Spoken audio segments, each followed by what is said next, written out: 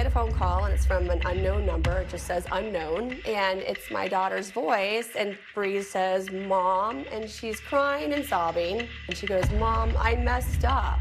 A mother's worst nightmare unfolding in real time. 911, do you need police, fire, or medical? Police. I want to talk to my daughter. What address do we have to go to? The panicked voice on the call from the unknown number sounding exactly like Jennifer DeStefano's oldest daughter, Brianna, begging to be saved from kidnappers. I hear her say, "Mom, these bad men have me. Help me, help me, help me." And even just saying it just gives me chills. The callers, not kidnappers at all, but professional scammers. Did you have any doubts at that time that it was, in fact, your daughter on the other end of that line? I had no doubts. Brianna, in reality, was safe and sound. Scammers allegedly using artificial intelligence as a virtual disguise, mimicking Brianna's voice to try to extract money out of her panicked family. Just one in an alarming trend. One of the largest cybersecurity firms in the country says they've seen a substantial increase in AI-based scams and attacks from just the last year. Phone and cyber scams took approximately $10 billion out of the pockets of Americans in 2022. But this new spin on that old scam, threatening to cost far more than money, our collective sense of trust and connectedness on the line. When Jennifer got that disturbing call from an unknown number on January 20th, her 15-year-old daughter, Brianna, had been away on a ski trip. This man gets on and he says, "Listen here, I have your daughter. If you call anybody, you call the police. I'm gonna pump your daughter so full of drugs. I'm gonna have my way with her. I'm gonna drop her in Mexico and you're never gonna see your daughter again." Jennifer says she was willing to give anything to get her daughter back. So he says he needs to have $1 million, which isn't possible. That's when I went into panic mode, and I just opened up the door, put the phone on mute, and started screaming for help. A nearby acquaintance overheard the commotion and called 911. A mother just came in. She received a phone call from someone who has her daughter. She's her daughter, like a kidnapper, on the phone saying he wants $1 million. Okay, so that is a very popular scam. Are they asking her to go get gift cards and things like that? She was incredibly calm, and then she started to kind of ask some more questions that I thought at the time were ridiculous questions. What was she asking you? Things like, well, has she spoken to her daughter? Well, does anyone know that that this person has her daughter? Have you tried to contact her daughter? Can I talk to her? Well, she's on the phone with him currently. I don't know the answer to any of those questions. We're panicked. Can you send the police? Jennifer was finally able to get through to her husband, also on the ski trip. What were you thinking when your dad came rushing into you? That is so weird. Like, I thought I was in trouble at first. I was like, I swear I didn't do anything. And I kept just saying, are you sure you're safe? In my head, I was having such a hard time believing that she's there but here. But questions remain unanswered. Who or what was actually on the other end of the line? And perhaps more importantly, how they were able to impersonate Brianna well enough to fool her own mother. We combed everything that's out there. She's not a big social media person. She's done a couple of interviews, but nothing where she's crying and sobbing.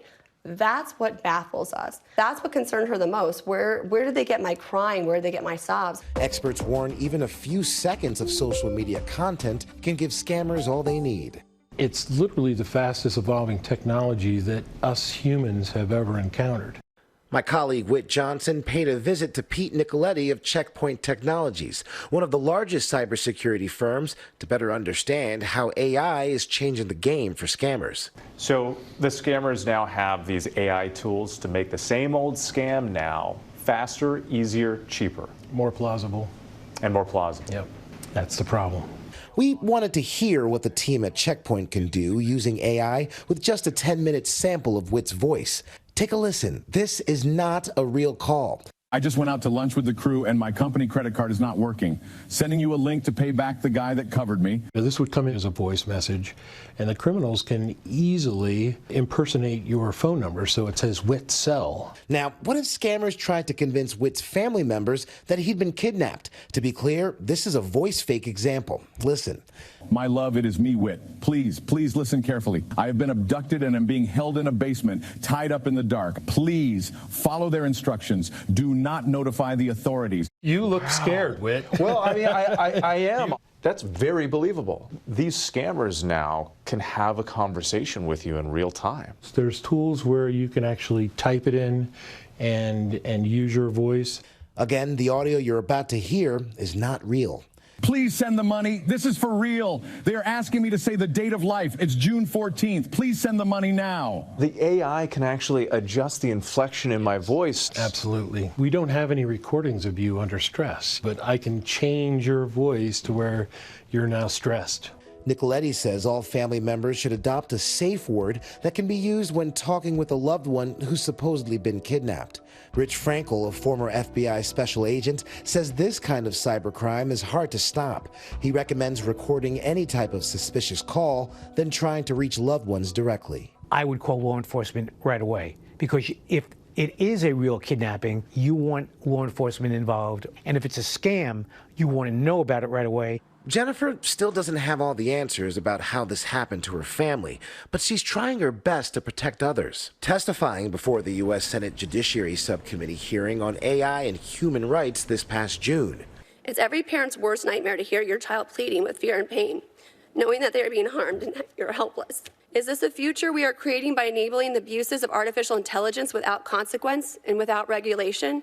As for Jennifer's daughter, Brianna, she says the scam made her feel violated and now finds that she can't help but question her security online and off. As far as social media goes in the future, I obviously will not be posting any videos of my voice. What's your message to people your age after going through this ordeal?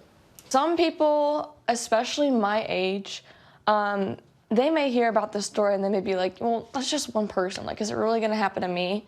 I'm just that one person in a million, but you know what? You could be too, and it could be real to you too. So I would take those measures.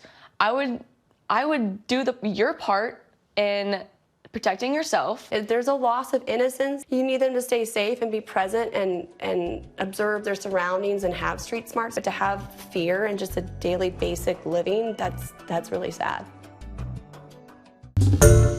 Hi everyone, George Stephanopoulos here. Thanks for checking out the ABC News YouTube channel. If you'd like to get more videos, show highlights, and watch live event coverage, click on the right over here to subscribe to our channel, and don't forget to download the ABC News app for breaking news alerts. Thanks for watching.